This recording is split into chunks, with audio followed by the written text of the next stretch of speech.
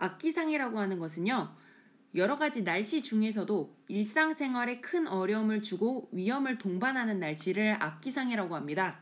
이러한 악기상은요, 굉장히 규모가 작고 그리고 수명이 짧기 때문에 정확한 예보가 어렵기 때문에 피해를 예방하기가 쉽지 않다는 특징을 가지고 있습니다. 이러한 악기상의 예에는 이렇게 뇌우나 국지성 호우, 그리고 강풍, 그리고 폭설, 우박, 그리고 황사 등이 있습니다. 먼저 뇌우에 대해서 설명하면 뇌우는요, 천둥, 번개와 함께 강한 소나기가 내리는 현상을 뇌우라고 합니다. 이러한 뇌우는 어떠한 피해를 줄 수 있냐면 집중 호우, 우박, 돌풍, 번개 등을 같이 동반하기 때문에 짧은 시간 동안 인명피해나 재산 피해를 줄 수 있다는 특징을 가지고 있습니다. 이러한 뇌우는 3단계로 진행이 되는데요. 처음에는 저군 단계, 두 번째는 성숙 단계, 세 번째는 소멸 단계를 거쳐서 사라지게 됩니다.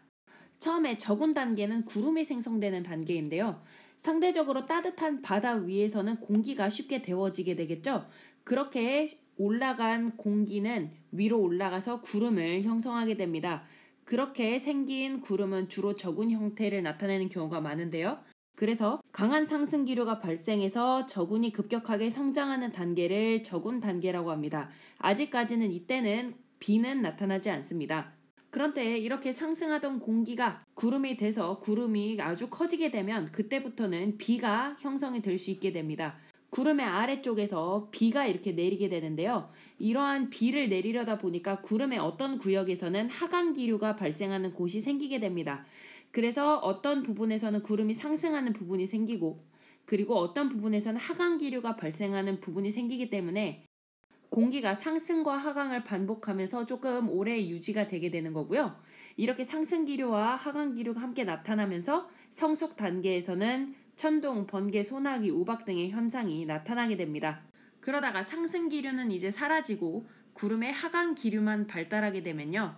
구름이 더 이상 생성될 수 없기 때문에 결국 구름은 소멸하게 되겠죠. 그래서 구름이 아직 남아있을 때는 약한 비만 조금씩 내리다가 결국 구름이 소멸하게 되면은 결국 뇌우는 소멸하게 됩니다. 이러한 단계를 소멸 단계라고 합니다. 아까 그런 뇌우가 생성될 때 나타날 수 있는 현상은 국지성 호우와 우박 등이 있다고 이야기했었는데요. 이 두 가지에 대해서 조금 더 알아보면 국지성 호우라고 하는 것은 짧은 시간 동안에 좁은 지역에 일정량의 비가 집중적으로 내리는 현상을 국지성 호우라고 합니다. 그래서 이런 국지성 호우는 아까 얘기했던 것처럼 강한 상승 기류 때문에 정난운이 형성될 때 형성이 될 수 있고요. 이러한 국지성 호우는 몇 날 며칠 가는 것은 아니고 수십 분에서 수시간 정도 나타나고요. 그리고 규모도 10km에서 20km인 비교적 좁은 지역에만 내리게 됩니다. 그리고 우박은 아까처럼 강한 상승 기류가 있는 정난운 내에서 생길 수 있는데 원래 구름에서 비가 내리게 될 때는 주로 구름 안에 들어있던 얼음 결정이 밑으로 떨어지다가 녹으면 비가 되는 거거든요. 하지만 그렇게 구름 안에 들어있던 눈의 결정이 녹지 않고 그냥 얼음 알갱이가 위아래로 상승과 하강을 반복하다가 결국 크기가 커져서 커다란 얼음 덩어리가 되게 되면 그렇게 무거워진 얼음 덩어리가 땅으로 떨어지게 되면 그렇게 우박이 되는 것입니다. 이러한 우박은 커다란 얼음 덩어리이기 때문에 직접 사람에 맞게 되면 인명피해가 발생할 수 있고요. 항공기의 동체 파괴나 농작물이나 과실에 큰 피해를 주게 됩니다. 그리고 폭설은요. 짧은 기간에 많은 양의 눈이 오는 기상현상을 폭설이라고 합니다.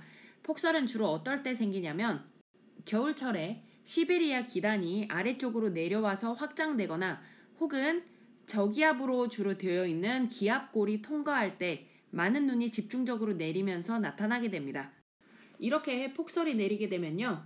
교통이 마비되게 되고 그리고 교통사고가 많이 발생하게 됩니다. 또한 눈의 무게 때문에 농가의 비닐하우스가 무너지기도 합니다. 그리고 밑에 강풍을 보시면요. 강풍은 평균 풍속이 14m/s 이상인 바람을 강풍이라고 합니다. 이러한 강풍은 전 시간에 얘기했던 것처럼 태풍의 영향을 받을 때나 혹은 대기가 불안정할 때 아니면 시베리아 기단의 영향을 받을 때 이럴 때 강풍의 영향을 받을 수가 있습니다. 이렇게 강풍이 불게 되면 간판과 같은 구조물이 떨어지거나 가로수가 그림처럼 넘어지면서 피해를 줄 가능성이 커지게 됩니다. 마지막으로 황사는요. 건조한 사막지대에서 바람에 날려 올라간 미세한 토양 입자가 상층의 편서풍을 타고 이동하다가 낙하하는 현상을 황사라고 합니다. 우리나라 같은 경우에는요, 중국에 있는 사막에서 미세한 토양 입자들이 바람이 불 때 같이 타고 올라가다가 우리나라로 편서풍을 타고 와서 우리나라에 떨어지게 되면 그게 황사가 되는 것입니다. 이때 조건은 중국에서 사막에 있는 토양이 떠오르기 위해서는 상승 기류가 나타나야 된다는 거고요. 그리고 지표면의 토양이 건조해야 되니까 사막이 적합할 것이고, 그리고 위로 떠올라야 되니까 토양의 구성 입자가 미세해야 된다는 것입니다. 그리고 땅에 식물이 자라면 땅을 고정시켜주는 역할을 하는데, 그렇게 하면은 위로 토양 입자가 떠오르기가 쉽지 않겠죠. 그래서 지표면에 식물이 없어야지 토양의 일부가 쉽게 떠오를 수 있습니다. 그래서 이러한 조건을 다 만족하는 곳은 사막이 되겠죠. 그래서 중국의 사막에서 발생한 황사가 편서풍을 타고 우리나라에 영향을 주게 되면 그게 황사가 되는 것입니다.